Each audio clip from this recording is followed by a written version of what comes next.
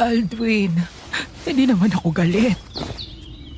Wala akong pake, kahit pagalit ka. Normal lang naman sa mga lalaki ang maghanap ng iba. Sabi nga ng tatay ko, nakakasawa din naman ang palaging nilaga ang ulam. May pagkakataon na maghahanap din ng adobo ang isang tao. Tinatarantado mo ba ako? Nanunuya ka? Hindi ito kasing simple ng paghahalin tulad mo sa ulam. Hindi mo ba naiintindihan ang sitwasyon natin? Pasensya ka na. Hindi ko naman gusto na maging tunog na nunuya. Gusto ko lang maunawaan mo na handa akong palampasin ang nakita ko. Wala naman sa akin yun. Pwes, ako hindi. Hindi mo na kailangan gawin ito. Natural lang sa mag-asawa ang may kaunting gulo. Hindi ito kaunting gulo lang. Kung hindi, ayusin na lang natin. Ang mahalaga, alam ko na kung anong problema. Ngayong alam mo na, mas lalong kailangan kong gawin ito. Aldwin, sige na. Itigil mo na ito, ha? Akin na yan. Ako na magbabalik sa cabinet mo. Magpapaluto ako ng paborito mong patatim. Tama na, Danica. Hindi mo ako mapipigilan sa gusto ko. Hindi mo na ako kailangang asikasuhin pa. Wala sa akin yun. Hindi mo na kailangang parusahan ng ganito ang sarili mo. Anong parusahan? Hindi mo pa rin ba naiintindihan, ha? Aldwin, nauunawaan ko na ginawa mo ito dahil sa nahihiya ka sa akin. Pero sapat na ito. Kahit naman na hindi ka magpakita ng hiya sa akin, patatawa. Makinig ka. At iukit mo ito sa kukote mo na makitid. Hindi na kita mahal. Huwag mong lukoyin ang sarili mo sa kasinungalingan. Hindi na kita gusto. Ano naman at lumuluhod ka pa? Umalis ka dyan. Ano ba? Bitiwan mo ang binti ko. Aldwin, parang awa mo na. Hindi ko kaya kung iiwan mo ako. Ikaw ang buhay ko. Ikakamatay ko kung iiwanan mo ako.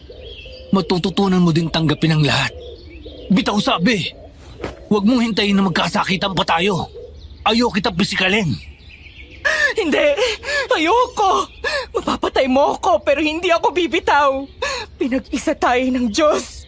Sumumpa tayo na magkasama hanggang sa huli nating buhay.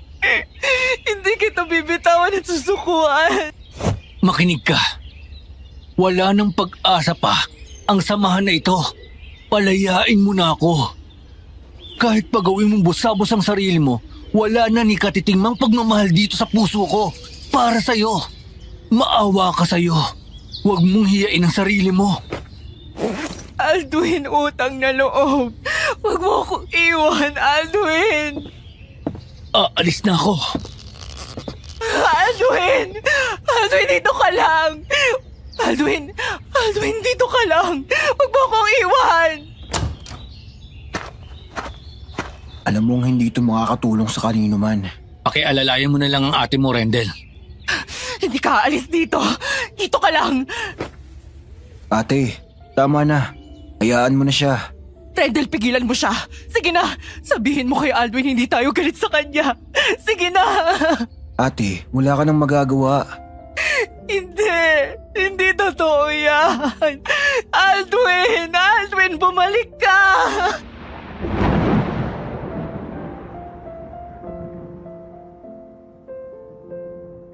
Ika-23 araw ng Abril taong kasalukuyan, binabagtas namin ang kahabaan ng South Luzon Expressway nang biglang kumulog. Pagsapit namin ng simbahan ng Nuestra Señora de las Aguas Santas o mas kilala sa pangalang Immaculata Concepcion sa Los Baños, may inabutan kaming ikinakasal. Mocha ang motif nila. Katulad ng motif ng naging kasal ng ate ko, mahigit 2 dekada nang nakalilipas. Ako po si Rendel. Nakatira kami ng aking asawa sa Cavite. Hindi talaga kami taga rito, pero pinalad na makabili ng lupa at makapagpatayo ng bahay sa lugar na ito. Dumayo kami ng Los Baños, Laguna upang humingi ng awa sa mahal na Birheng Immaculata Concepcion para sa kalusugan ng aking stepsister na si Ate Danica.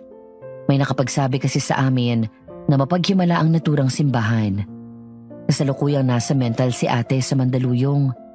Mahina at may sakit na. Kung bakit siya nagkaganon, yun ang ibabahagi ko sa aking liham sa inyo.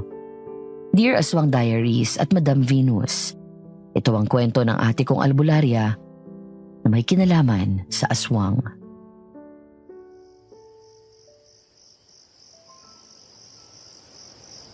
Nahiya pa kayo! May pabulong-bulong pa kayong nalalaman? Dinig naman ang mga sinasabi ninyo! Ilakas nyo mga duwag! Natatakot kayong gawing palaka, ano? Hayaan mo na, Rendel.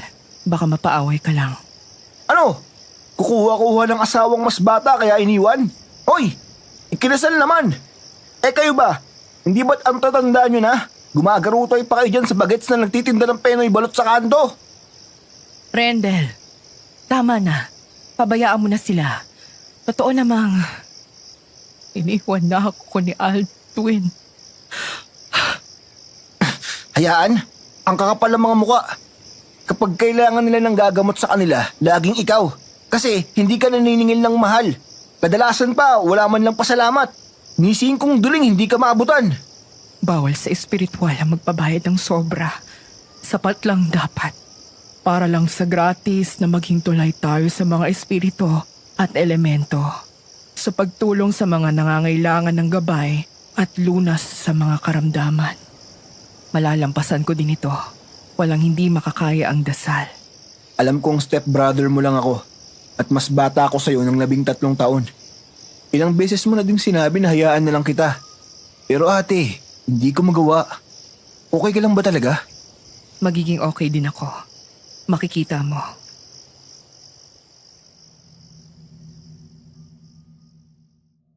Pero alam ko, Madam Venus, na sa kalmado niyang anyo, habang inaasikaso niya ang kanyang mga halamang gamot, hindi pa rin niya nakalimutan si Kuya Aldwin na gabi-gabing iniiyakan niya pa rin ang lalaking yon.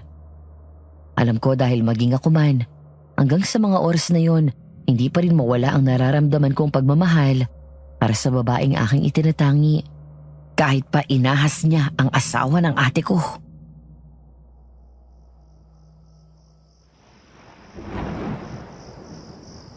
Mukhang uulan. Ay, dapat nang makapasok. May mga sinampay pa pala. Ano kaya kung umuwi ka na muna kay tatay? Makapahinga ka naman. Hindi na. Hindi ko na kailangan yon. Alam mo namang hindi ka matitiis ni tatay. Hindi nga naman. Ipinagpatahi ko pa si tatay ng barong mula Lokban, Quezon. Tradisyonal na pamilya pa ang hinilingan ko na tumahi. At kahit anino ni tatay wala sa kasal ko. Wala ni isang dumating. Alam mong ayaw ni tatay sa desisyon mo. At masakit man ang sasabihin ko pa din. Mukhang tama si tatay sa kutob niya. Sasaktan lang ako ni Aldwin, ganun ba? Wala namang ibang magiging dahilan si tatay para matiis ka. Tingnan mo, sa dami ng papatulan yung aswang na inaanak. Hindi aswang ang inaanak kong si Minorca. Hindi na kung hindi. Pero inaswang niya ang asawa mo. At ang gago namang si Kuya Aldwin, nagpaaswang talaga. Rendel, ano ba? Biktima lang pareho sila ng sitwasyon. Hanggang kailan ka ba mabubuhay sa panloloko mo sa sarili mo, ate? Iniwan ka. Ayun, at magkasama ng dalawa. Magkabit. Hindi. Hindi totoo yan. Mahal nila akong dalawa. Mahal nila akong dalawa. Mahal nila ako. Magiging maayos din kami. Makikita mo. Makapasok na nga sa loob. Magkasaing pa ako. Ako na lang, ate. Ako na. Pero baka naman pwedeng makisuyo sa'yo. Sige ba? Ano yun, ate? Pausukan mo naman yung mga halaman ko. Lalo na yung apple mango. Yun lang pala eh. Sige, ako nang bahala. Salamat. Kuya Aldwin, ano bang ginawa mo?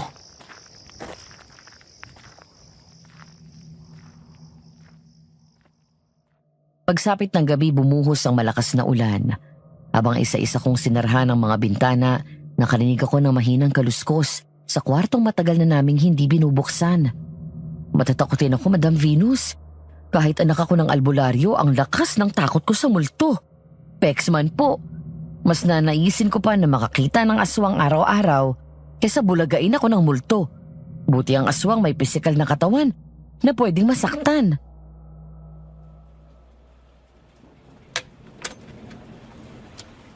Ang lakas naman ng ulan na to. Parang gusto ng lunurin ng buong mundo ah. Ha? Saan naman kaya nanggagaling yun? May daga ba kami? Imposible naman. Kakapalason lang namin ng mga peste noong nakaraang linggo ah. Sanga lang siguro ng puno. Makabalik na nga sa kwarto ko. Hindi yun hangin ah. Teka. Parang dito nang gagaling.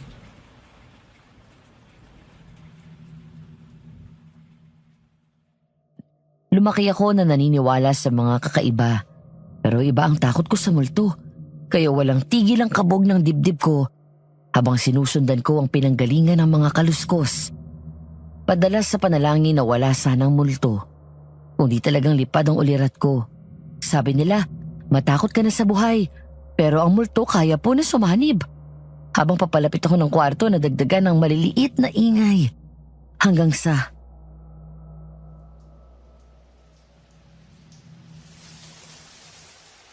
Naku naman, Lord. Huwag naman po sana akong makakita ng multo. Naku po, tawagin ko na kaya si ate. Rendel, umayos ka nga. Para kang tanga. Bahay ng albularyo mumultuhin. Kita mo ng panayang pausok at dasal sa bahay na to. Baka kahit biro, hindi pagtangka ang pasukin ito ng maligno. Walang multo. Walang lalabas dito. Ayoko ng multo.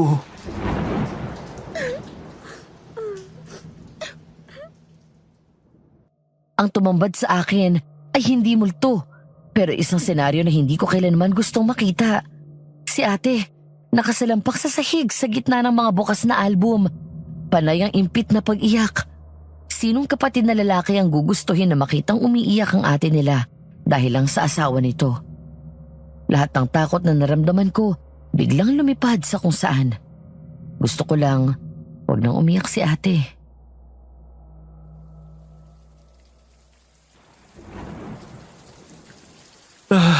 Panginoon ko. Ate, akala ko may multo na. Sana nga, multo na lang ako. Para pwede akong tumagos sa pader at puntahan sila.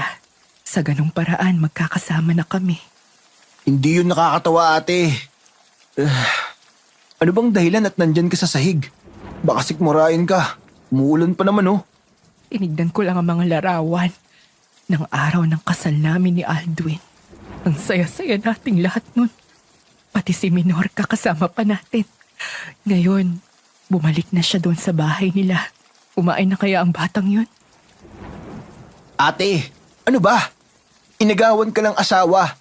Talaga lang? Iniisip mo kung kumain na ba? May bala ka bang maging santang albularya, ha? Kung malulungkot ka gawa ng mga larawan, mas mabuting sunugin mo na lang ang mga yan. Hindi, ayoko. Ito ang patunay ng aming pagmamahalan. Na may basbas ng Diyos ang aming pagsasama. Bukas pagtila ng ulan pupuntahan ko siya. Ipapakita ko ito sa kanila ni Minorca. Ate, tama na. Limutin mo na sila. Ilang beses ka pa bang pupunta doon at magmamakaawa? Utang na loob naman, oh. Rendel, unawain mo naman ako. Hindi ko kaya basta itapon ang 6 na taon naming pinagsamahan. Nakaya nga naming lampasan ng mga pamintas ng tao. Nalampasan din namin ang sinasabi nila na hindi kami magtatagal. Hindi ko bastang mabibitawan yon.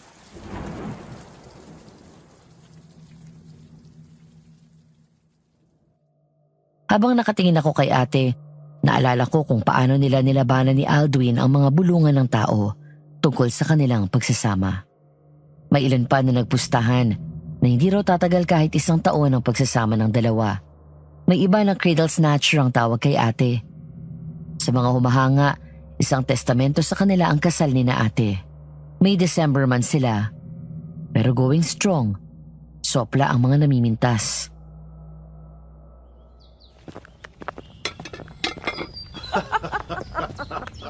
Oh, mukhang nasihan kayo sa paggala sa bayan, ha? Ikaw ayaw mong sumama. Hindi mo tuloy nakita ang gulat ng mga mata ng mga tsismosa. Grabe ka, ang salbahe mo eh. Sukat bigyan mo ako ng malalim na halik. Sa harap pa mismo ng mga manang. Napikon ako eh. Sukat ba namang sabihin na hindi daw kita may pagmamalaki sa harap ng tao? O loko, natulala sila. Nako, may bago na namang masasabi ang mga yon. Sasabihin na naman, Malaswa kami. Pabayaan mo sila. Yun na lang ang buhay ng mga yon. Magchismis at pag-usapan ang buhay ng iba. Malulungkot kasi ang buhay nila. Hindi tulad ng buhay namin ni Danica na masaya. Pero talaga bang masaya ka? Ano namang tanong yan? Naisip ko lang kasi matanda na ako. Sa edad na 34? May mas matanda pa nga sa'yo. Hindi ka ba nagsisisi? May 8 taon tayong pagitan. Alam mo din naman na hindi kita mabibigyan ng anak. Dahil nga sa natanggalan na ako ng matris. Oops! Bago mo ituloy ang ano pa mang sasabihin mo, gusto kong malaman mo na wala akong pakialam sa pagitan ng edad natin. At wala rin akong pakialam kung hindi na tayo magkakaanak. Hindi yung problema. Babybihin natin ang isa't isa. Iniisip lang naman kita. Aba, mukhang hindi pa kumbinsido ang misis ko ah. Halika nga, Rendel.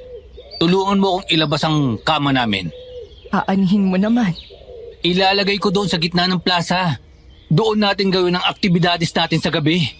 Ay, ano ka ba? Tignan ko lang kung hindi maiskandalo ang mga makakati ang dila na yun.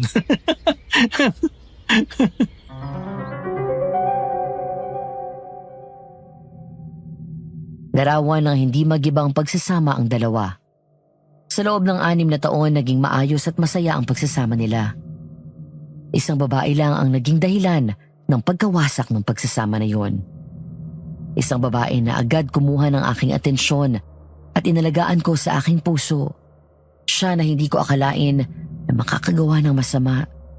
Siyang magpapaiyak sa pinakamamahal kong ate, ang inaanak ni Ate Danica na si Minorca. sige, huwag ka na lang umiyak kung saan ka masaya. Maging masaya lang ako kung magiging maayos na ulit ang lahat. Namimiss ko na si Aldwin. Ate, mabuti pa. Ako na ang umayos niyan. Matulog ka na. Rendel, ipagdasal mo naman na maging maayos kami para bukas. Na makita ni Aldwin na may halaga ang 6 na taon na yon. Ipapanalangin ko, ate, na mapabuti ka. Salamat, Rendel. Nagpapasalamat ako sa Diyos na may kapatid ako na katulad mo. Kung makakasama sa iyo ang makasama silang dalawa, mas mabuti pa na magsama na lang silang dalawa sa impyerno. Ay.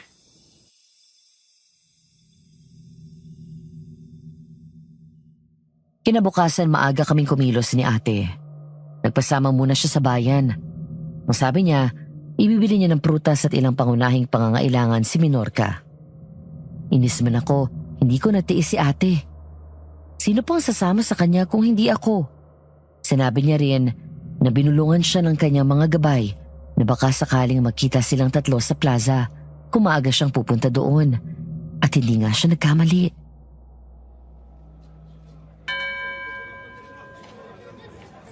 Ano pa bang nalilimutan ko? Nainagawan ka ng asawa ng ipinamamalengke mo. Rendel, Oh, wala na akong sinabi. Ano kayang meron? Minorca? Iha, Diyos ko naman, Minorca. Nagpakita ka pa talaga. Ay, ito namang ate ko. Lumuwag na yata talaga ang kwerdas ng utak. Ay nako naman. Ninang, Iha, bakit hindi ka na nagpupunta sa akin? Namimiss kita. Hindi naman ako galit. Nakakaunawa ako. Gwapo ang asawa ko at bata ka. Kumpara sa matandang tulad ko, maghahanap talaga siya ng mas bata sa akin.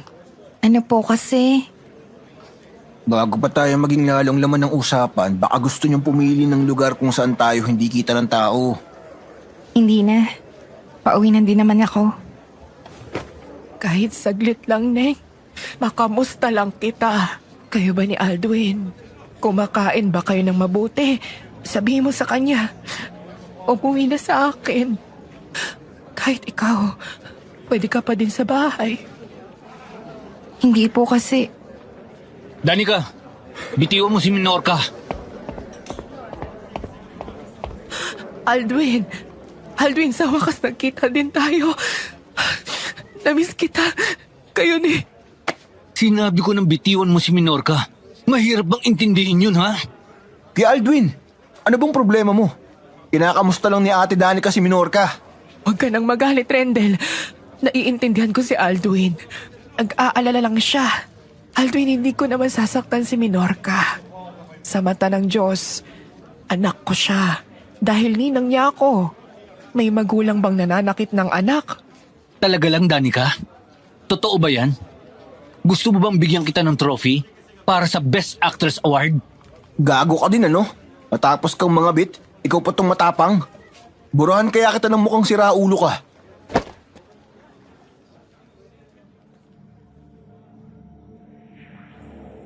Sinubukan ko siyang suntukin, dala ng galit ko. Pero magaling umiwas ang gago, Madam Venus. Hangin lang ang tinamaan ko. Sa pagbawi ko ng aking balanse, sa nalubong niya ako ng pangungwelyo. Gigil pero pabulong niya akong sinabihan. Pagkatapos pasalyan niya akong binitawan.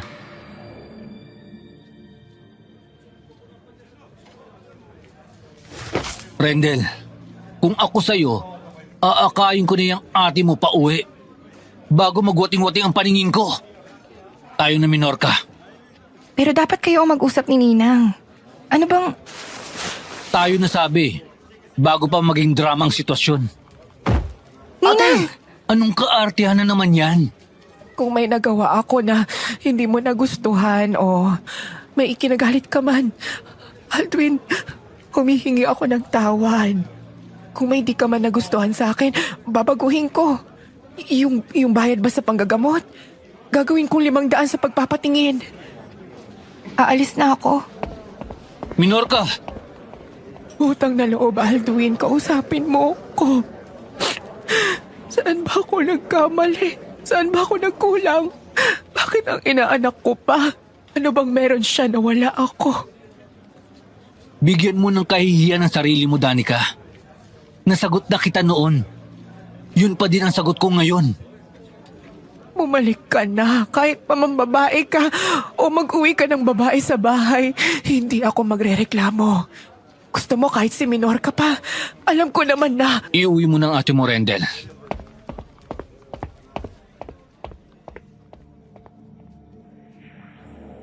Pero sadya yatang manhid at bulag ang nagmamahal.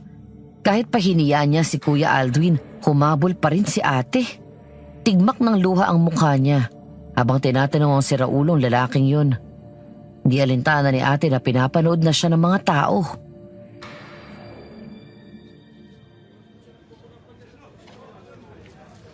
Aldwin, kahit minsan ba minahal mo ko?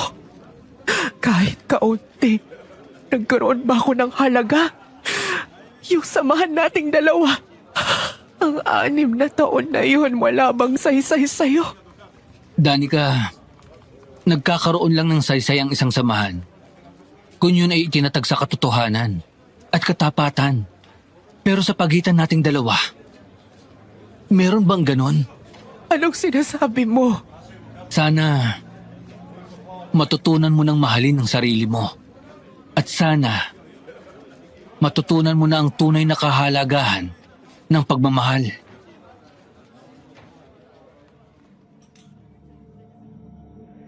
Bilang kapatid, kahit half-brother lang ako, ang buong tiwala at simpatsya ay sa ate ko. Bulag akong nagalit sa mga nanakit sa kanya, pero nang marinig ko ang kalmanting sagot ni Kuya Aldwin, bigla akong nagkaroon ng alinlangan. Ano bang nangyayari? Parang may mali. Yun agad ang pumasok sa isipan ko. Minasdan ko ang reaksyon ni ate. Kakaiba yun. Para siyang kinabahan. Namutla din siya ng bahagya.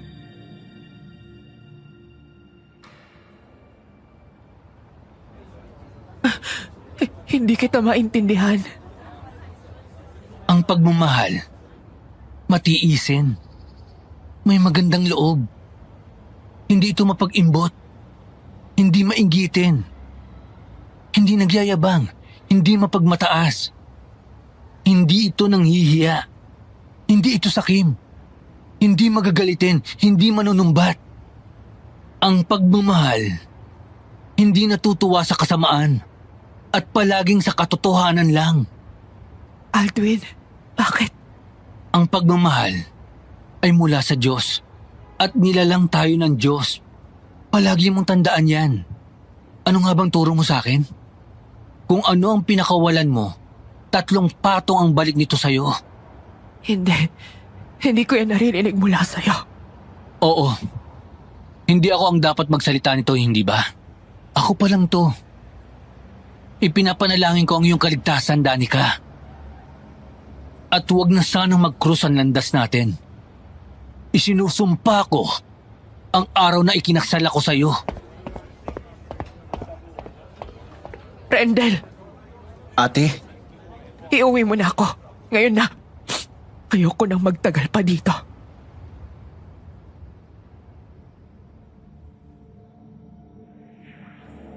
Nang makauwi kami, nagsabi si ate na hindi siya maaring abalahin. Sinabihan niya ako na maglagay muna ng paunawa sa aming gate na hindi muna titingin o gagamot si Aling Nikay. Gapon lang siyang nasa gamutang kubo. Manakalak ang lalabas para kumuha ng mga dahon sa kanyang herb garden. Matapos kong ihanda ang pagkain niya, nagpaalam ako na aalis muna. Ingat ka lang, sabi niya. Pinuntahan ko si Minorca.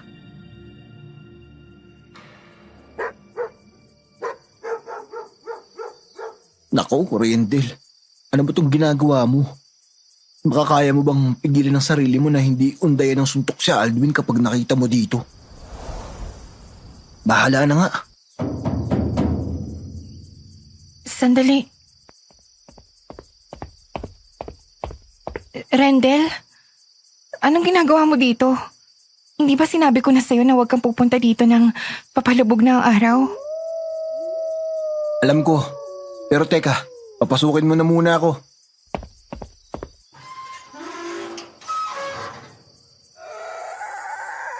Sige na, gawin mo na ang gagawin mo, hihintayin kita. Ano ba itong pinasok ko? Gunggong ka talaga.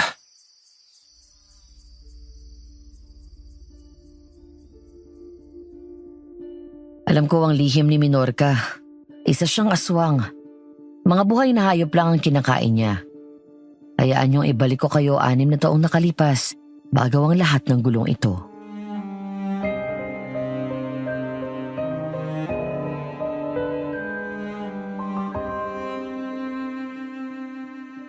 Dumating ako sa bahay ni Ate Danica, 2 buwan bago ang araw ng kasal niya. Isang hapon nakita ko na may kausap na babae sa plaza ang fiancé ni ate. Isang babae na bumihag agad ng puso ko.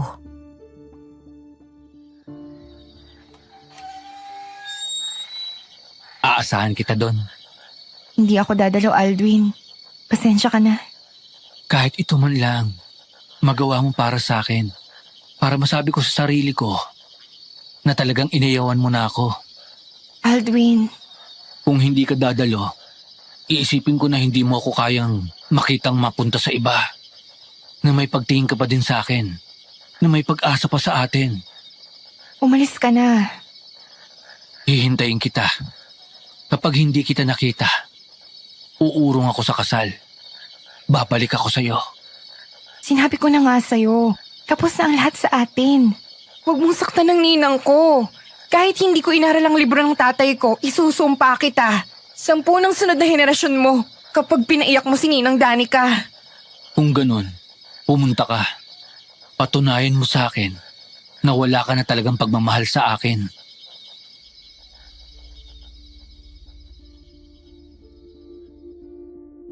Tawagin niyo na akong stalker, chismoso at kung ano. Pero mula sa plaza sinundan ko sila hanggang sa makarating sila sa bahay ni Minorca. Ewan ko ba, pero naramdaman ko agad na ayaw kong may ibang kasama si Minorca. Isa pa, mapanghinala ako. Kinutuban agad ako ng kakaiba. Pagkakita ko sa kanila, nang paalis na si Kuya Aldwin, sumiksik ako sa pagitan ng mga puno at hinintay ko siyang makalampas.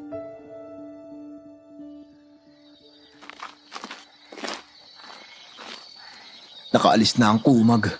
Matignan nga kung anong sasabihin ng babaeng yun. Kapag lang talagang nalaman ko kung anong relasyon nilang dalawa, lagot kayo sa akin. Pero, kakayanin ba ng puso ko? Bahala na nga.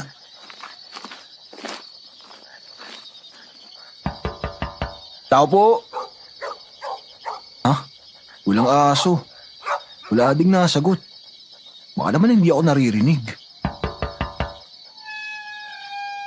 Aba, hindi nakalak?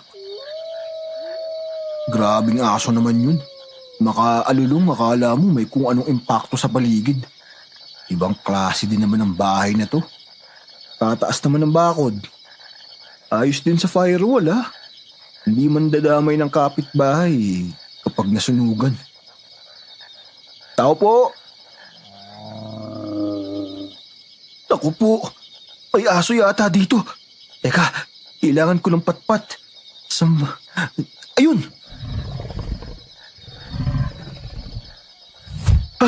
Wag! Wag! Aswang! Tulong! May aswang! Wag! Saan mo ko dadalhin? Wag! Hindi ako masarap. Sa kama lang. Masarap ako, oo. Pero hindi ang laman ko.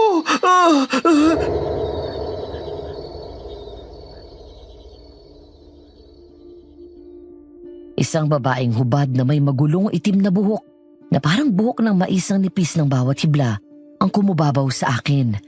May maliliit at matatalas na ngipin ng aswang, kulubot na mukha at ilong na parang sa baboy. Nang sumigaw ako, kinaladkad ako noong aswang. Natagpuan ko ang sarili ko na nasa likod bahay habang ang aswang ay naging tao na at nakasiksik sa may kulungan ng manok.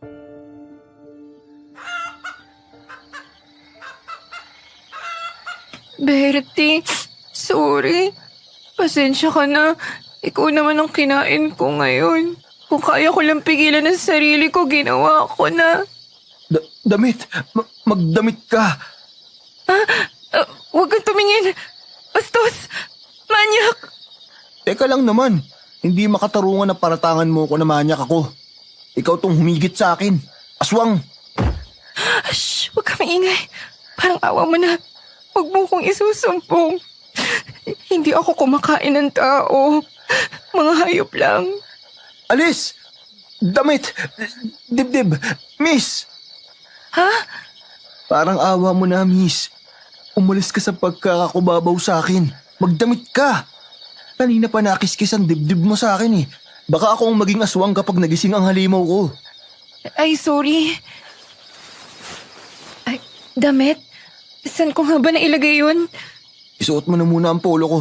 Sa palagay ko, pwede na yung magsilbing mini dress sa'yo. Salamat. Anong pangalan mo?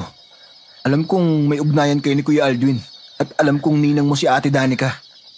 Kilala mo si Ninang? Parang awa mo na. Huwag mo ipapaalam sa kanila ha. Gagawin ko ang lahat. Huwag mo lang akong isusumbong. Takot akong mamatay. Hindi ako masamang tao.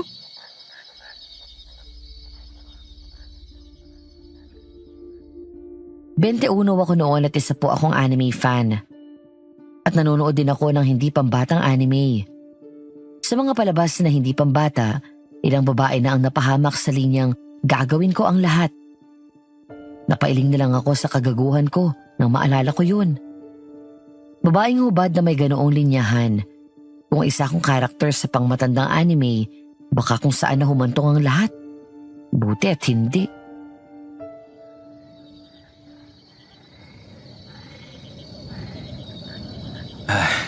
Wala kang kailangan gawin. Meron pala. Kausapin mo lang ako. Okay na ako dun. Talaga? Oo. Itong panyo ko, gamitin mo na din. Salamat. Ako si Rendel. Stepsister ko si Ate Danica. Ikaw, sino ka ba? Ako si Minorca. Nina ko ang ate mo. At ex-boyfriend ko si Aldwin. Ano? Teka. Naguguluhan ako. Paano nangyari na sila ang ikakasal? Ang laki pa ng agwat ng edad nila. 8 taon. Ilang taon ka na ba ngayon? 21. Magkasintanda tayo kung ganun. Ganun ba? Mabuti pa, pumasok ka na muna sa bahay. Pagpalit ka ng maayos na damit. Gusto mo tumuloy ka na din? Ganito ka ba talaga? Bakit? Hello, estranghero ako. Ano naman? Sabi mo kapatid ka ni Ninang, di ba? Mabuting tao si Ninang. Hindi mabuting tao ka din. Paano kung masamang tao pala ako? Na nagsisinungaling lang ako? Hindi ka amoy masamang tao.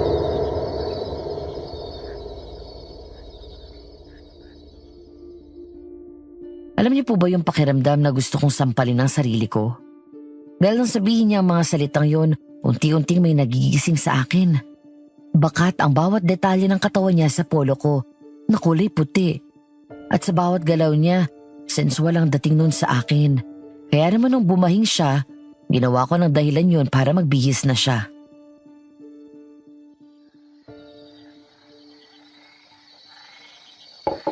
Oh, uminom ka muna.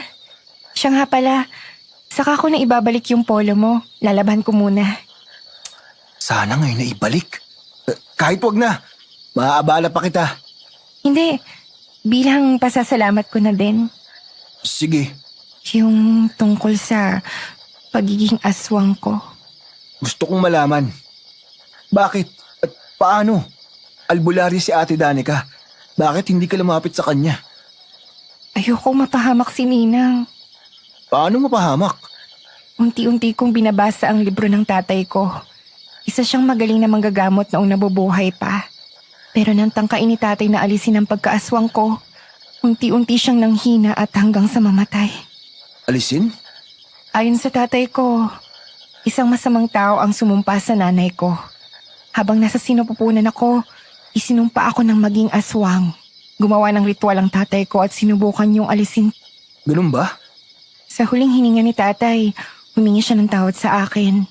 Sabi niya tanging ang pagkain ko ng tao ang naalis niya. Pero hindi lubosang naalis ang aking pagkaaswang. Kaya pala.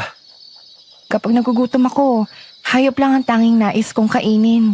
Kapag nabubusog na ako, agad akong bumabalik sa pagiging tao.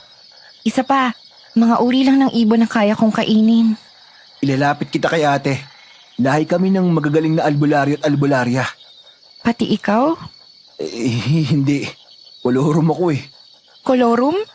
Bantilaw. Hindi seryoso, ganun. Marunong ako magdasal, tumawag, pero hindi kasing tindi ni na Ate Danica na mabibigat ang dala. Buti ka pa. Ako kahit konti, hindi ako natuto. Kaya ko mang humawak ng mga halamang gamot pero saglit lang. Hindi nga ako makapagsimba, magkakasakit ako. Kahit ang magrosaryo, hindi ko magawa. Kung ganun, bakit ayaw mong humingi ng tulong kay ate? Tutulungan ka nun. Hindi siya ganun kahina. Hoy pero hindi ko sinasabi na mahina ang airpods mo. Mahina talaga si tatay mula pagkabata, pero ipinagpatuloy niya ang espiritual na pamana ng mga magulang niya. At sa tanong mo, yun ay dahil pinasumpa ako ni tatay na hindi ako lalapit kay Ninang, na ililihim ko lang ang kalagayan ko. Pinasumpa? Oo, una habang nalalagutan siya ng hininga. Tapos ibinili niya na sa oras na mawala siya, dapat akong sumumpa sa kabaong niya.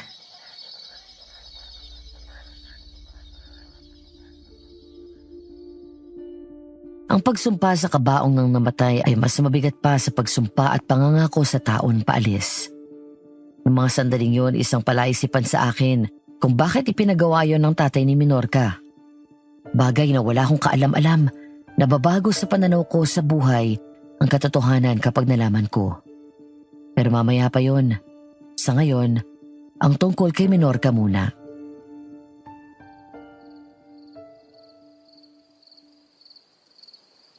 Ano naman ang istorya sa inyo ni Kuya Aldwin? Magkababata kami. Patay na. Sa mga anime, laging nananalo ko sa na Jimmy o yung mga childhood friends. Tapos mag-ex pa sila. Ano nang laban ko? Ang sakit. Bakit mo siya hiniwalayan? Ayoko na magkaroon ng buhay na kasumpa-sumpang buhay. Tsaka, dahil aswang ako, may kamatay na mahahawa siya sa akin. Kami sa Ama, Lord God, Buddha, Allah, ibig sabihin, hindi pa nila ginagawa. Ang swerte mo, Shonen. Ibig mong sabihin, Kahit halik, hindi namin magawa. Saglit lang din naman kasi maging kami. Siguro mga buwan. feeling ko bida ako sa NTR at ako ang mananalo. Pero mahal mo pa din siya. Mahal ko siya, pero hindi na sapat para naisin ko pa na nasa buhay ko siya. Ayokong dumating ang punto na ipanghihinura niya ako sa oras na malaman niya kung ano talaga ako. Paano kung may lalaki na dumating sa buhay mo na handa kang tanggapin? Tanggapin man niya ako, handa ba siya sa katotohanan na ang tanging pamimilian lang niya ang pagsasama ng walang sexual? O mahahawa na lang siya sa akin?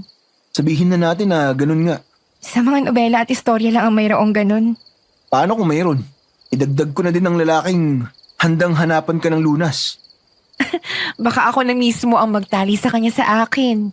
Pipikutin ko ang ganong klase ng lalaki. Pero biro lang yun. Magkatotoo man ang sinasabi mo na may ganong lalaki. Hindi ko siya itatali sa akin. Pero habang buhay ko siyang pasasalamatan.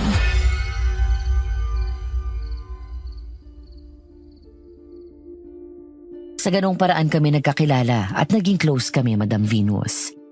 Close na may mga pagkakataong sa kanya ako natutulog. Pinapanood ko siya ng ilang anime na meron ako. Pero hindi yung pang matanda, mga wholesome lang.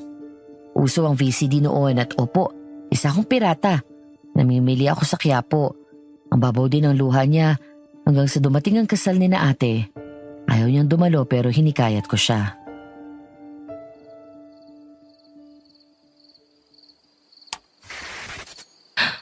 Ang ganda ng storya. Talaga ba? Hindi ba parang kuloko yung lalaki? Hindi naman. Nakaka-relate ako sa kanya. Ayaw niya lang mapahamak si Sophie gawa ng kadiliman sa pagkatao niya. Si Ate Danica yung Witch of the Waste. Hoy, grabe ka naman.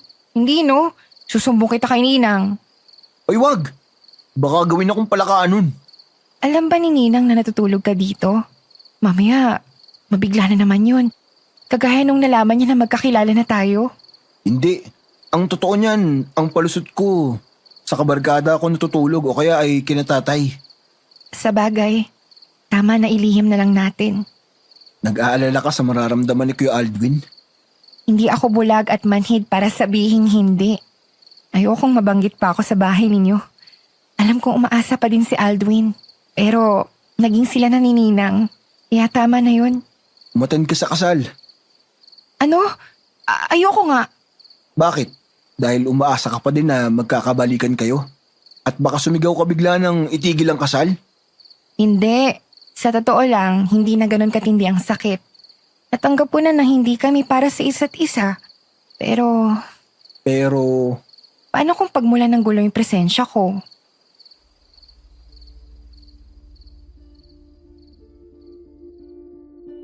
Kapag binabalikan ko ang pangihikayat ko kay Minorca na umattend sa kasal ni na ate, nais kong batukan ang sarili ko. Dahil kung di siya dumalo, hindi siya may imbitahan ni ate na tumuloy sa amin. Hindi siguro magkakaroon ng tsansa ang dalawa na magkaroon ng pagkakataon na makagawa ng kasalanan. 6 na taong masayang samahan. Hanggang sa sumabog ang chismis na nakikita sina Minorca at Kuya Aldwin na lihim na nagkikita.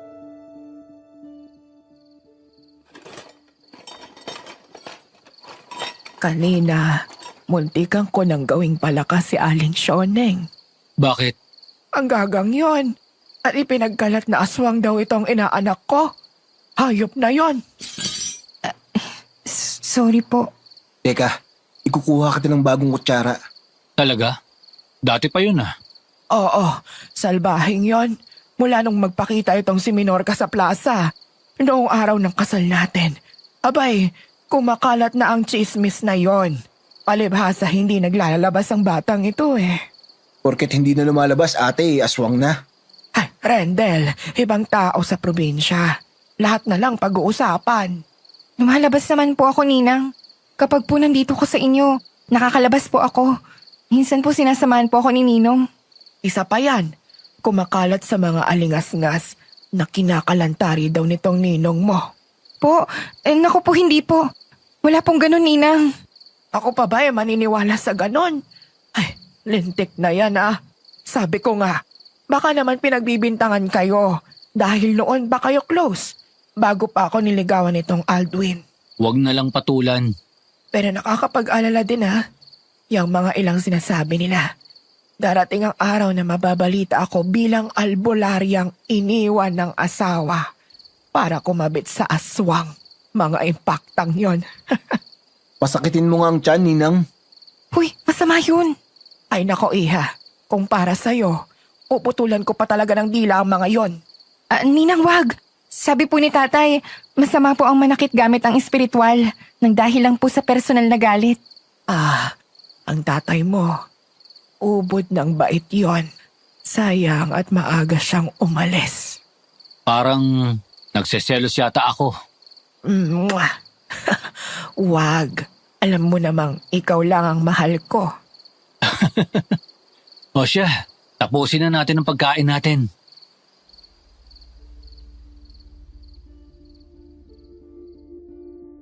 Sa mga panahon na kailangan kumain ni Minorca, sinasamahan ko siya.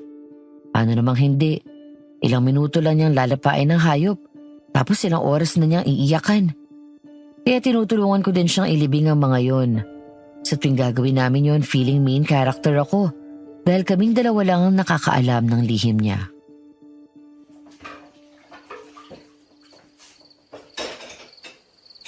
Huwag mo na kayang pangalanan. Paano ko naman sila aalagaan? Basta huy-huy lang? Huwag mo kasing gawing pet.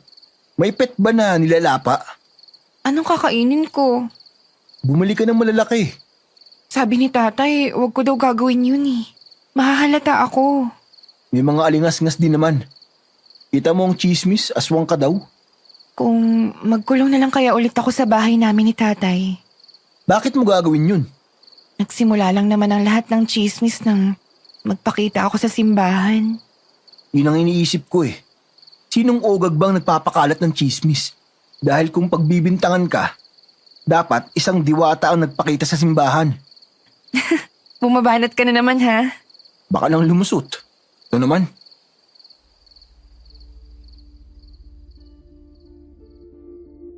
Maayos ang lahat. Sana. Hanggang sa isang gabi bago mahuli si Kuya Aldwin at Minorca, may nangyaring kakaiba sa bahay namin ni na Ate Danica. Unang Biyernes, madaming kliyente si ate. May parosaryo. Wala si Minorca noon, nasa sariling bahay niya. Wala rin si Kuya Aldwin, lumuwas ng Maynila. Sa kalagitnaan ng pagrorosaryo, isang kliyente ang nakibanyo at nasa bandang likod bahay namin ang banyo para sa bisita. Nang biglang,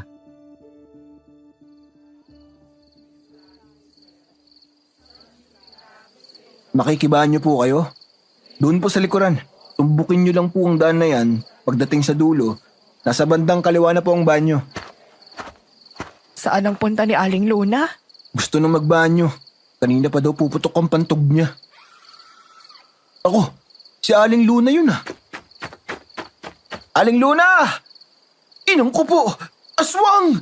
O poderoso Vota! Ayudadme! Palayasin po ninyo ang aswang!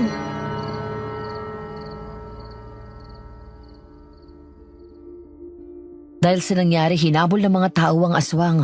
Doon ako nagtataka, Madam Venus. Ang aswang po ay tumakbo pa ibayo sa amin bandang kaliwa. Pero isa sa mga tao ang nagsabi na pakanan yun pumunta at ang tinutumbok nila ay ang bahay sa dulo, kung saan naroon ang bahay ni Minorca. Natapos ang lahat ng umawat si ate. Hindi siya pumayag na pasukin ang bahay.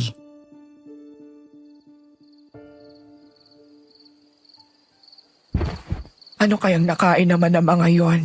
At sa bahay pa talaga ni Minorca ang pinunteriya? Hindi kaya bulong iyon ni Aling Shoneng? Baka po sobrang tuwa nun kay Minorca. Close talaga kayo ng inaanak ko, ano?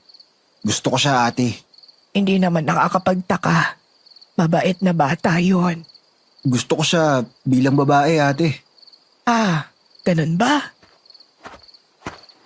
Aldwin, ikaw na ba yan? Oo, ako nga ito. Bakit? Ay, bakit hindi ka man lang dumaan dito sa kubo? Pagod ako eh. Ang haba ng biyahe. Grabe ang traffic sa Maynila. Ay, ganun ba? O sige, pahinga ka na. Kuya Aldwin, anong nangyari sa braso mo? Ang laki ng sugat. Napano ka? Ay, nako po, oo nga. Madali ka, Rendel. kumuha ka ng dahon ng malunggay, dikdikin mo. Lagyan mo ng isang kurot na asin at itapal mo sa sugat ng kuya mo, dali. Hindi na. Huhugasan ko na lang ito. Gagaling din naman ito makalipas ang ilang araw. Abay, namamaga nga. Kung may pera lang ako, isusugod na kita sa doktor nako. Pero wala nga, di ba? Lagi namang wala. Dahil hindi ka nagpapabayad sa serbisyo mo. Alam mo naman ito dati pa, di ba? Oo naman.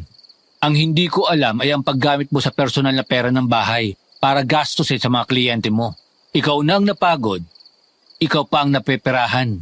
Ay, siya tayo na ha. Sasamahan na kita sa kwarto. Minorca? Bakit? Rendel, tulungan niyo ako ni Ninang. Ay, bakit? May nangaakit po ng bubong ko. May aswang po sa bahay. Isang malaking parang aso na aswang. Namumula po ang mata at naglalaway.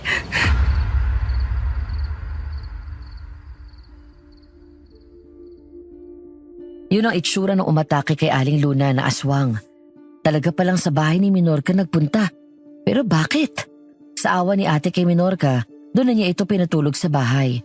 Wala kaming kaalam-alam na ang susunod na sikat ng araw ang magbibigay tuldok sa 6 na taong pagsasama ni Ate Danica at ni Kuya Aldwin.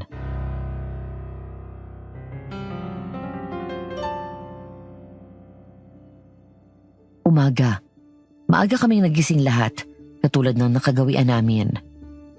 Magkatulong kami ni Minorca na naghanda ng umagahan. Ilang oras pa at nagpaalam kaming saglit ni ate na pupunta sa plaza. Mamimili ng ikmo at bunga ni ate dahil naubos noong nagdaang gabi. Sakay na kami ng tricycle nang mapansin ni ate na nalimutan niya ang wallet niya. Pinabalik namin ang tricycle at doon na nangyari ang gulo.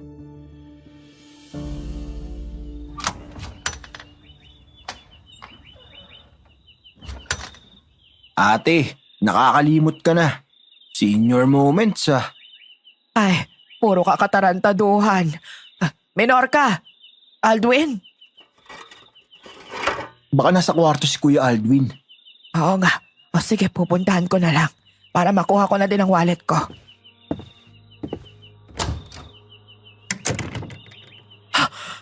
Anong ginagawa niyong dalawa? Talagang sa kama pa natin, Aldwin! Minorca! Bakit? Ate, bakit? Anong ginagawa ninyo? Baboy ka, Kuya Aldwin! Bakit si Minorca pa? Rendel, hindi. May mga... Bakit? Bakit naman hindi? Nabanggit ko na sa'yo minsan, di ba, Danica? Dati kami magkasintahan ni Minorca. Ano ba, Aldwin? Ninong! Huwag mo kang ganyan ni si Ninang! Ninong pa talaga? Naikama ka na, pero ninong pa din. Ibang klase ka. Rendel, pakinggan mo muna ako. Ang totoo. Ano pa bang totoo? Kung di ang nakikita mo. Ayop ka! Rendel, huwag ka manakit. Rendel, wag mong saktan ng kuya mo. At ikaw, baka naman may kaunting delikadesa ka. Umalis ka muna. Ahas ka.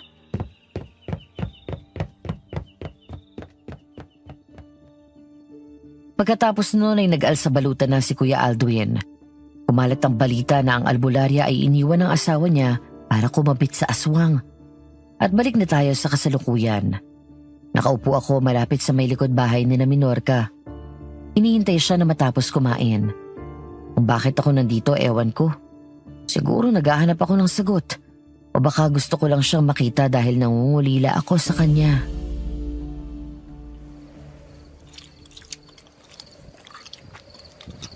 Sunod na ang mga hikbi. In 3, 2, 1... Mark, sorry. Sinikap ko naman ng ilang linggo na huwag kang kainin eh. Pero heto, nangihina na naman ako. Bumigay ako sa aking pagkaaswang. Patawarin mo ko. Pinapangalanan mo pa din? Sabi ko sa'yo, wag na eh. Ayan, tandaya ka na naman. Wag. Please, wag. Papasok muna ako sa bahay mo, pwede? Kukuha ako ng pambalot sa kahubdad mo. O sige.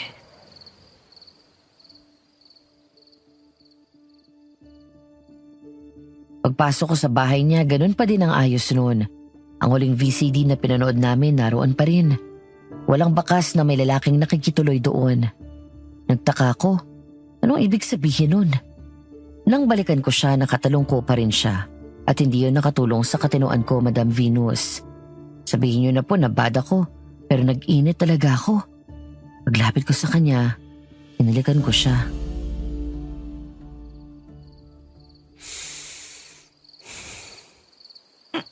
Anong ginawa mo?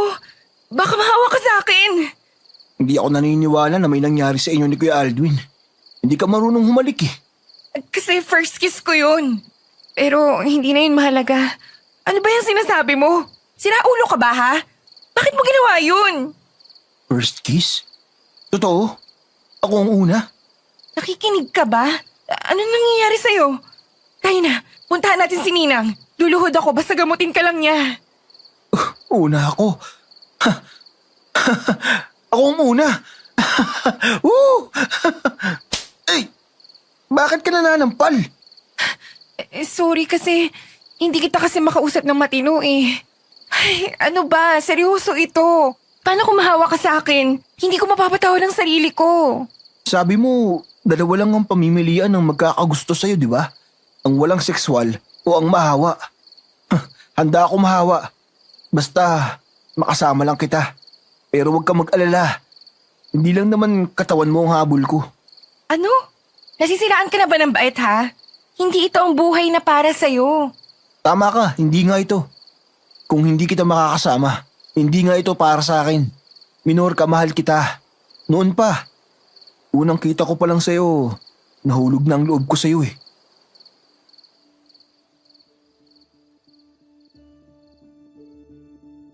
Tulala siya. Tulala din ako. Dahil nabitawan niya ang kumot na pinambabalot ko sana sa kahubdan niya. Sa ilalim ng sinag ng buwan, anamoy Diyosa siya sa aking paningin. Hindi ko alam kung sino ang unang lumapit, pero natagpuan ko na lang na magkahinang ang aming mga labi. Nagsasalo ng mainit na hininga. At sabi nga ng ilang pilosopo, naghahawahan ng bakterya sa bibig nang biglang.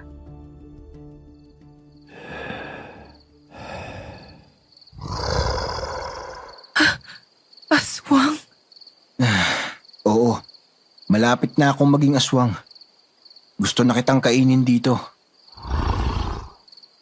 Hindi! Ayun oh! May aswang! Dito ka sa likod ko! Rendel, pabayaan mo na ako. Tumakbo ka na. Hindi no! Bakit ako tatakbo? Dito ako! Pagkakatiwalaan din naman ako kahit kolorom ako, no? O makapangyarihang bathala! Ang inyo pong abang lingkod ay humihingi ng awa. Inyo pong parusahan ng kampon ng kadiliman na sa amin ay nagbabadya.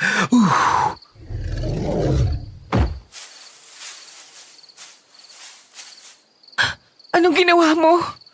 Sa mahihinang aswang tumatalab ang mga simpleng pangungusap.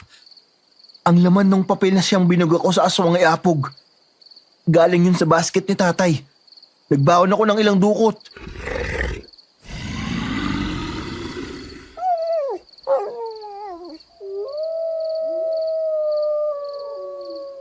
Kuya Aldwin?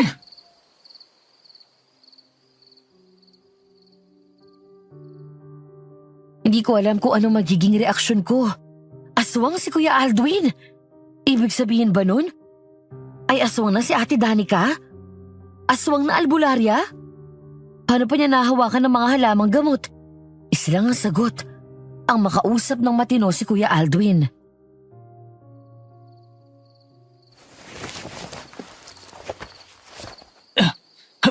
Ano ito? Bakit ako nakatali?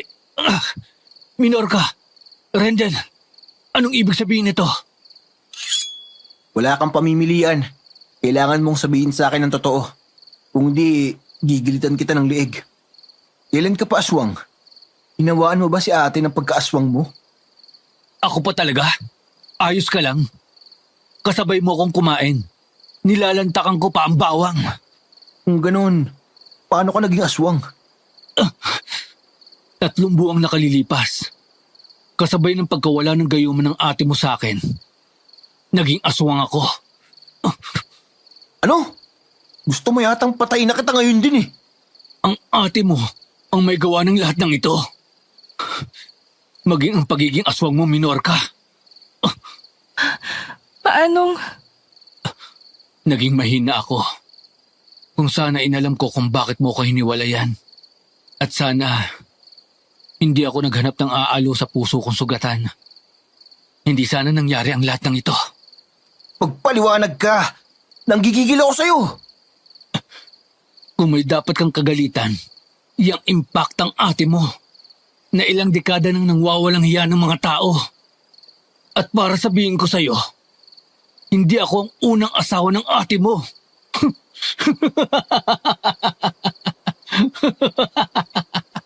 Ano? Nasa bulsa ko ang isang itim na kwaderno. Isang talaan. Diary. Hulaan mo kung kanino. Diary ni ate.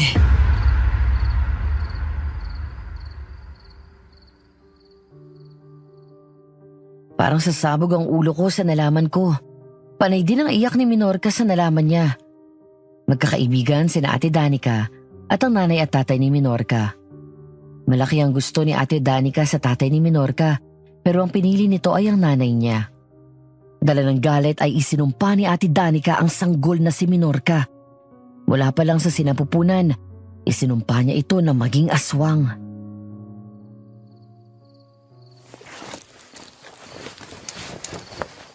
Ang tatay ko, kaya pala siya tuloy ng hina, ay dahil inihiling niya ako. Tahan ka na. Nahihiya ako sa'yo eh. Hindi ko akalaing may halimaw akong ate. At ang pagkabulok ng matris ng ate mo na naging dahilan ng operasyon niya at kawalan niya ng kakayanan na magkaanak ay ang hataw niya sa ginawa niya kay Minorca. Isang malaking kasalanan ng kumantika ng sanggol at mga bata. Buti nga at ganun lang ang inabot niya. Pero paano ka naging aswang? Bakit ikaw? Dahil totoong pinahalagahan ako ni Danica. Minahal niya ako ng tapat.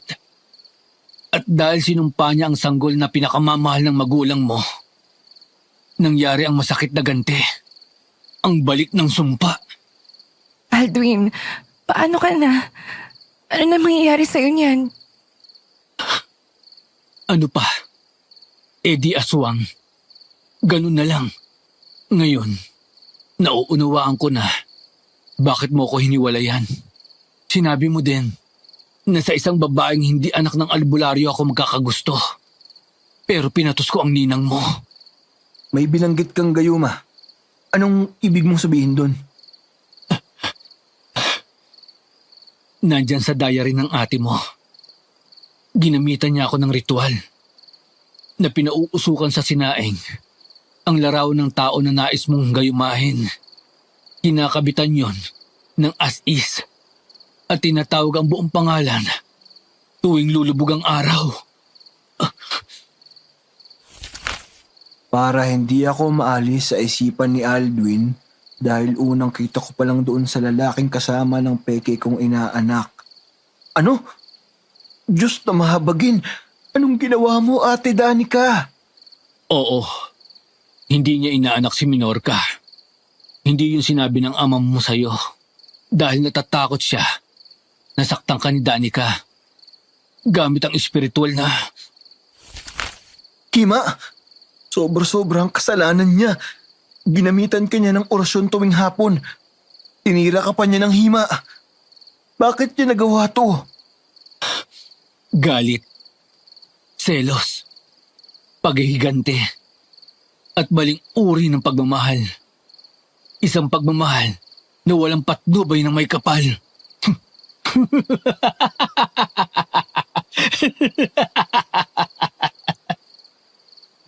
Mali ako. Hindi kay Aldwin galit ang tatay, kundi kay ate.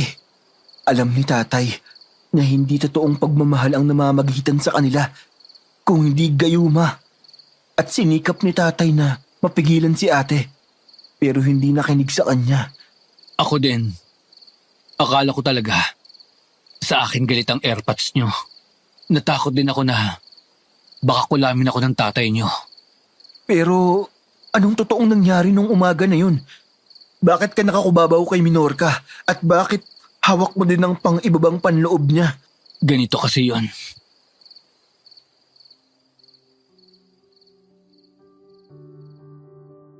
Ayon kay Kuya Aldwin, rindido na siya kung paano niyang mahihiwalayan si Ate Danica. Dahil nga sa aswang na siya, nagbago ang lahat nang makita niya ang diary ni ate at mabasa ang laman noon. Nais niyang mailayo na rin si Minorca sa bahay ni ate dahil baka mapahamak pa ang dating nobya.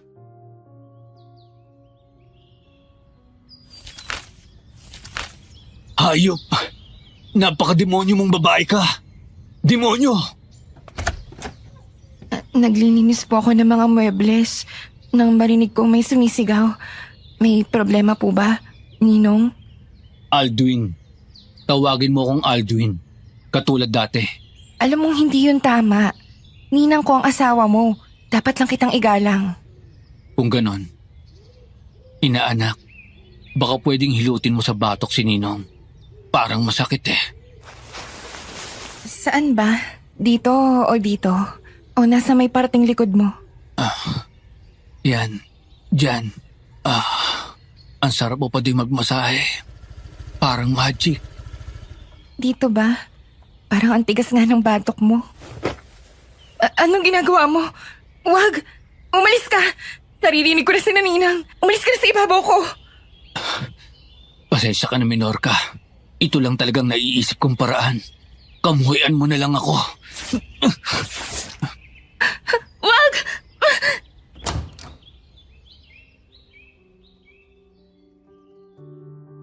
At doon nahuli ang dalawa. Napineke lang pala ni Kuya Aldwin ang lahat para mapalaya si Minorca at para may matindi siyang dahilan na makaalis. Dahil hindi na niya masikmura ang makasama pa si Ate Danica kahit isang minuto pa.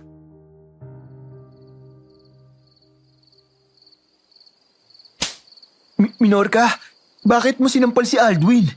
Para yan sa ginawa mo sa akin nung araw na yon. Hindi mo alam kung anong uri ng takot at pandidiri ang naranasan ko. Parang hindi ikaw yung nakilala kong tao. Hindi mo man tinotoo pero... Oo. Nauunawaan ko. At para ito sa pagpapatawad ko sa'yo. Nalulungkot ako sa sinapit mo. Totoo yan. Kung may maitutulong lang sana ako sa'yo. Salamat. Lumabas ka diyang babae ka! Minorca, ibalik mo ang asawa ko! Malande! Higad! Lumabas ka dyan o sisilabang ko tong gate mo! Malande! Ubod ka ng kate! Kiri! Mas makati ka pa sa tiras ng babae ka!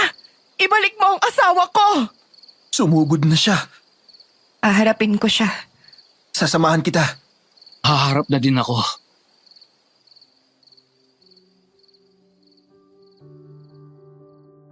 Nilabas namin si Ate Danica na halos gibain na ang bakal na gate. Nga makita niya kaming tatlo, nanlisik ang mga mata niyang puno yun ng galit. Kulang na lang lamunin kami ng mata niya. Nang ipaalam ni Kuya Aldwin kay Ate Danica na alam na niya ang lahat, halos mapigtalala na ng katinuan si ate. Panay ang hingi niya ng tawad at pagmamakaawa na balikan siya ni Kuya Aldwin.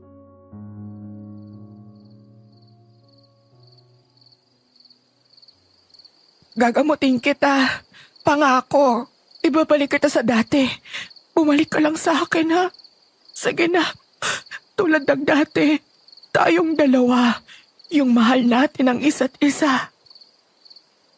Danica, hindi na ako makakabalik bilang tao. Nang gabing umuwi ako ng unang Biyernes, nakalapa ako ng tao nang lumuwas ako sa Maynila. Isa pa, sa simula pa lang, wala nang pagmamahal sa atin. Walang pagmamahal sa gayuma. Hindi yan totoo. Hindi ka halimaw para bumigay ng ganon-ganon lang sa pagkaaswang. Sinasabi mo lang yan para sukuan kita. Pwes, hindi ako susuko. Oo. Totoo ang sinasabi ko. Ako ang umatake kay Aling Luna. Pupuslit sana ako pa uwi. Pero nakita niya ako. Isa pa. Kaya nga may sugat ang braso ko. Dahil sa tama ng asin. Kahit pa, tanggap pa din kita. Alduin, magsasama pa din tayo, di ba? Ano kung aswang ka? Albularyo ako. Mapoproteksyonan kita. Hindi na pwede. Hindi na din kita kayang makasama. Nasusuka ako. Maisip ko lang kung anong ginawa mo. Ang mga pinagagawa mong kasamaan. Ang paggamit mo ng gayuma sa akin. Ikaw na impakta ka. Bakit ba hindi ka nalang mawala? Ikinalat ko na naaswang ka. Sumigi ka pa din sa pagtira sa akin. Kayo ang nagpakalat na aswang ako? Abay, natural. Para manatili ka dito. Huwag kang lumabas. Buwisit kang babae ka. Bakit ba naging kamukha ka ng ina mo? Bitiwan mo siya. Huwag kang nananakit. Ganon. Pinipili niyong makasama ang impaktang yan. Ganon ba? Ang inilabas ni Ate Danica ay isang manika. Manika na kawangis ni Minorca. May nakakabit din doong buhok na totoo. Ang aming albularya, naging mangkukulam na. Ninang! Kasalanan pong malaki yan sa Diyos! Ipakta ka! Kung iiwanan lang din ako ng mga tao, gawa mo! Ito ang sayo! Danica! Hayop! Taksil! Oo, hayop ako. Pero ikaw, ang tawaging demonyo ka, hindi pa sapat. Hindi ko na kaya! Aray ko! Kunin mo ang manika, pero wag mong bubunutin ang mga karayom. Ano? Nagsisigaw na si Minorca sa sakit. Mapapahamak si Minorca kapag binunot yan. Kailangan kusang alisin niya ni Ate Danica. Tama! Ako lang ang pwedeng mag-alis niyan. At hindi ko yan aalisin. Mamamatay ka na. Magsama na kayo ng ama mo na dumurog ng puso ko. Demonyo ka! Tumatakas siya! Wag na! Kailangan nating magamot si Minorca. Aray ko! Tricycle! Dali! Sa 7! Nakaalis na siya. Bakit mo ba ako pinigilan? Ngayong gumamit na ng manika si ate, hindi na siya makakapanakit pa kay Minorca kung hindi niya gagamitin ang manika na nasa sa atin na ngayon. Tulungan niyo ako! Ang sakit! Hindi ko na kaya! Minorca, Dadalhin natin siya kay tatay. Buti na lang at nasa kabilang barangay lang si tatay namin. Nasa dulo nga lang ang bahay niya. Pagdating namin doon, agad siyang pinainom ng pampatulog ni tatay. Naglatag ng itim na tela kung saan inihiga namin si Minorca. Magagamot niyo ba siya, tay? Oo, pero may problema ako. Aswang ang bata na ito. Hindi ko siya magagamot hanggat hindi ko naaalis ang pagkaaswang niya. Sunog yan kapag nagkataon. Pero kailangan na may sasambot nun. Ano? ang pagiging aswang ni Minorca ay dahil sa sumpa. Ang pagkaaswang ko dahil din sa sumpa. Parehas lang din ang pinanggalingan. Palagay ko naman, uubra. Isa pa, hindi na ako makakabalik sa pagiging tao. Pakinabangan niyo na ako. Parinig ka at pupulsuhan kita.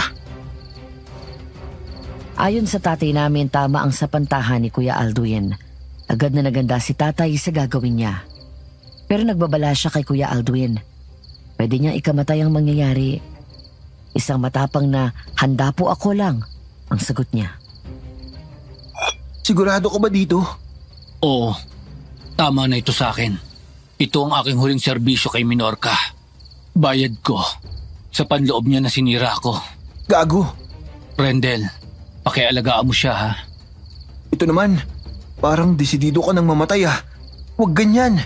Basta, ikaw na ang bahala ah. Huwag mo siya paiiyakin. Kung hindi, ako ang unang aswang na mumultuhin ka. Abang buhay ka mag-aabang.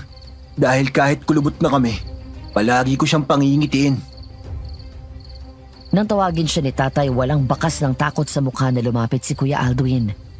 Kita ko ang pagkasunog ng balat niya nang pahawakin siya ni tatay ng benditadong lubid. Kailangan yun bilang tulay. Itinali ang kabilang dulo noon sa pulsuhan ni Minorca.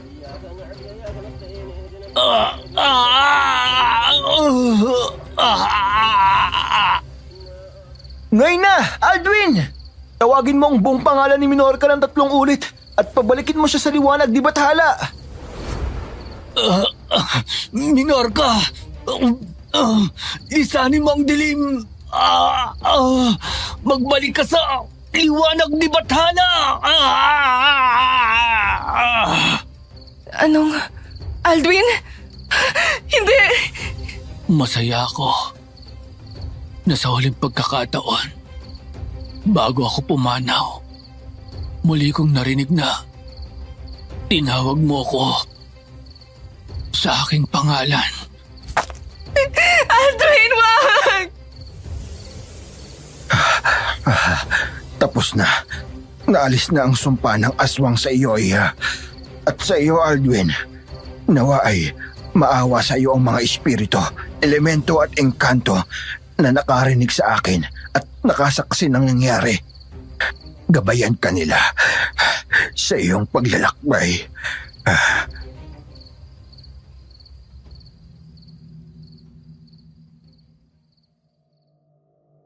Pagkatapos noon, pinagpahinga ni tatay ng isang gabi si Minorca.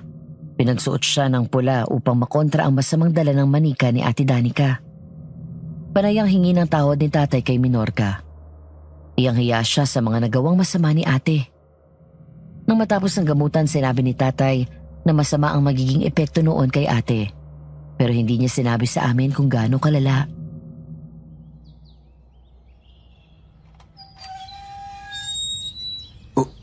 Bukas, papasok ba tayo? Kung ayaw mo, tatawag na lang ako ng tao. Nandito na tayo eh. Tsaka gusto ko ding malaman kung ano kayang nangyari sa ate mo. Hindi ko alam. Sabi ni tatay, masama daw. Nung tanungin ko naman, sabi lang niya kung nabuhay daw si ate, siguradong hihilingin na lang niya na namatay siya. Ganon kasama? Kawawa naman siya kung ganon. Kahit anong hirap ng buhay, masarap pa din ang buhay ka at humihinga. Ano kayang parusa ng buhay na nanaisin mo na lang na mamatay? Hindi ko alam. Ayaw sabihin ni tatay eh. Nung namilit ako, nasabihan pa ako na sadista daw ako. Parang nagtatanong lang naman. Oh, bakit ka huminto? Natatakot ka ba? Gusto mo ako na lang? Hindi naman. Pero naisip ko kasi, kung gusto ko ba talagang makita ang sinapit niya, kakayanin ko ba? Natatakot din ako sa magiging reaksyon ko. Paano kung tumawa ako o kaya mag-hysterical ako? Dahil? Oo, masama ang ginawa niya. Pero minsan naman din siyang naging mabuti sa akin. Masakit man sa akin na makita siyang nagdurusa. Nagtatalo ang ako na inapi niya. At ang minsan niyang pinakitaan na mabuti. Kasama ng moving on ang makita mo ang kinahihinatnan ng taong may sala sa'yo. Hindi ko sinasabi na maging masama ka, pero ito ang pinili niyang buhay. Biktima ka niya. Oo, tama ka.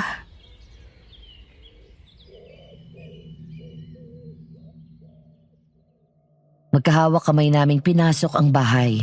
Magulo yun. Parang nagkaroon ng World War III. Basag ang mga salamin, panay kalmot ang mga upuan at dingding.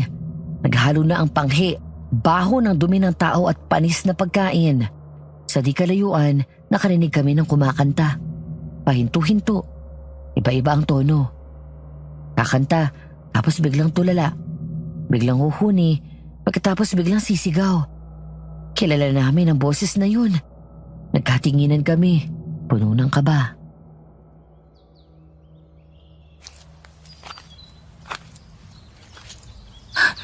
Ano nangyari dito? Parang may nang walang yan ng bahay. Anong amoy pati yun? Teka, buksan muna natin ang mga bintana. Ano ito? Pati kurtina? May lahid ng... Dumi ba ng tao to? Huwag mong hawakan. Ito ang stick. Gamitin mong panghawi. May kumakanta. Sinong pangit? Baka ikaw, burikaw. Mukha kang halimaw. Si Ate Danica yata yun ah. Sa palagay ko nga. Ano? Ayoko nga. Akin lahat ito eh. Bawal kang humingi. Akin lang. La la la la. Akin ang lahat ng ito. La la la la la. Ate, Diyos ko po!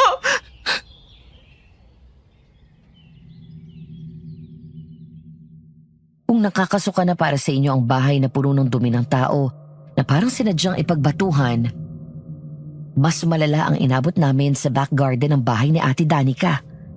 Nilalapa niya ang isang malaking aso. Wakwak ang leeg at busbus ang tiyan nun.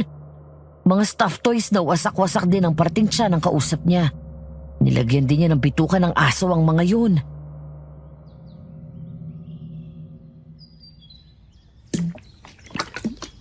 Rendel, tara laro tayo. Kanibal-kanibalan. Ako ang kanibal, tapos ikaw yung anito namin. Tapos itong aso, ito ang alay ko sa'yo. Lalabas muna ako. Hindi ko kaya to. ate, O ano yon? Oo, ako ang ate mo. La la la la. Ate, la la la la. La la la la. Ako ang ate mo. tamo na itong laro ah. Pahinga na tayo. Maglilinis tapos pasyal tayo. Pasal, gusto ko yon. Oh, akala ko ba sa labas ka muna? Sino ka?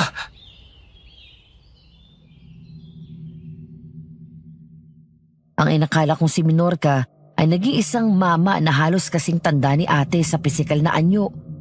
Putol ang 3 daliri noon. Uka ang isang mata, tabingi ang mukha. Matikas at mukhang may kaya sa buhay.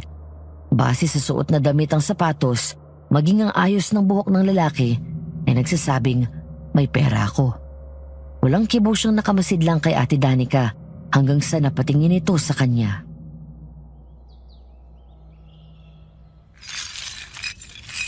Hindi, hindi. Patay ka na, di ba? Palayasin mo siya. Palayasin mo siya. Layas! Danica, sinisigurado ko sa'yo na buhay pa ako. At bakit mo ako pinapalayas? Bahay ko ito. Sino po ba kayo? Ako si Leo. Ang unang asawa ni Danica. Isang aswang. Sa gabi ng aming pulot gata, may ibinulong na dasal sa akin si Danica. Nagbagong anyo ako nang labag sa aking kalooban. Pagkatapos, nagsisigaw siya at humingi ng tulong. Hindi niyo na po mapagbabayad si ate. Hindi. Sapat na itong kabayaran. Ang makita kong malaglag siya sa lusak sa ganyang paraan ay higit pa sa sapat. Tama na yan. Wala nang masasakit pa na kaparusahan ang mawala ang iyong bait sa sarili. Paano niyo pong nalaman ang nangyari? Nagpakita si Mang Aro sa akin sa panaginip. Nagbayad na daw si Danica.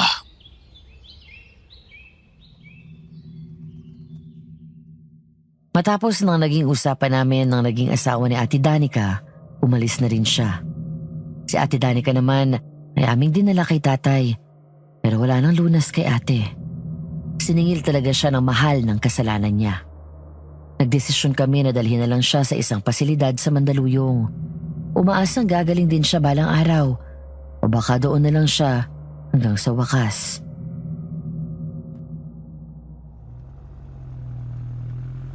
Sigurado ka ba na gusto mong alsan ng lugar na ito? Oo, sa tingin ko, mauunawaan niyo ni Inay at Itay. Kahit saan man ako naroon kasama ko sila. Nandito sila sa puso ko. Swerte talaga ako sa'yo. Feeling ko, main character talaga ako kapag kasama kita eh. Puro ka kalokohan. 27 ka na pero ganyan ka pa din. Walang pinipiling edad ang panonood ng anime, no? Eh kung papipiliin kita, ako o yung anime na yan? Gagawin mo talaga yan? Ayaw mo? Ikaw, syempre. Pero parang awa mo na. Huwag mo namang pag-initan ng gunpla ko. Mahal kita, pero mahal din yun eh. Siyempre hindi. Ay, salamat naman. Siyempre, pwede namang perahin yun, di ba? Minsan mong nabanggit na lumalaki yung value nun habang tumatagal. Nalintikan na.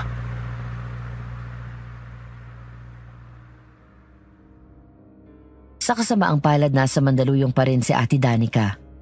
Hindi nagbabago ang lagay ng isipan niya, pero patuloy siyang humihina. Minsan, sabi ng bantay niya, biglang sisigaw si ate at bumabanggit ng mga Latin. Minsan naman tulala lang. Tumutulo ang luha. Nawala na si tatay noong 2024 dahil sa sakit sa puso. Ako? Eto, nagpakasal sa babaeng ginusto ko. May maayos akong trabaho sa Makati. Kapag weekends may sideline ako sa mga delivery apps at kapag mahina ang delivery, nagtitinda ako ng mga dimsum sa paligid namin. Mga tusok-tusok na may palamig na kasama. Minsan mga isaw at kung ano-ano. Basta wag lang mabakante. Si Mrs., ayun, transcriber sa korte. Sinuwerte na makakuha ng trabaho. Nakakuha din siya ng vocational course na siyang nagbigay daan na magkatrabaho siya. Magmahal tayo ng hindi naghihintay ng kapalit. Yun ang tunay na pagmamahal. Piliin din natin na maging mabuti sapagkat sa katapusan ng ating buhay, lahat ng ating ginawang kasalanan ay ating pagbabayaran. Hanggang dito na lang po at maraming salamat. Rendel.